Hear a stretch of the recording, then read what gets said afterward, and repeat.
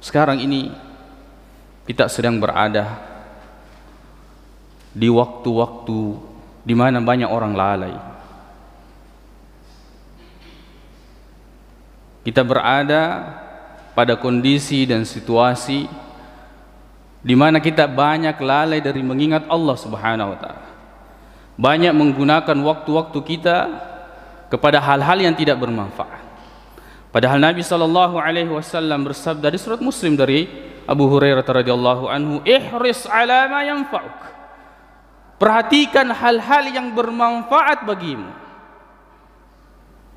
Kemudian hadis riwayat At-Tirmidzi dari Abi Barza Al-Aslami, Nabi sallallahu alaihi wasallam mengatakan, "La tazulu qadama 'abdi yaumal qiyamah." Tidak akan bergeser kedua kaki seorang hamba pada hari kiamat, hatta yus'al, sampai dia ditanya, an umrihi fima afnah, umurnya kemana dia habiskan, waktunya kemana dia gunakan, wa an ilmihi fima fa'al, ilmunya apa yang dia lakukan dengan ilmunya, wa an malihi, dengan hartanya, min aina tasab, dari mana dia dapatkan, wa ila aina anfaqah, dan kemana dia infakkan, wa an jismihi fima ablah, dan akan ditanya tentang jasadnya, terhadap apa dia menggunakannya.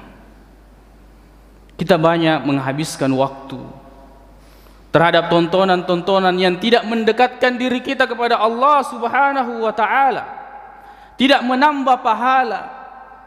Yang akan ditambah adalah pertanggungjawaban nanti di hadapan Allah Subhanahu wa taala.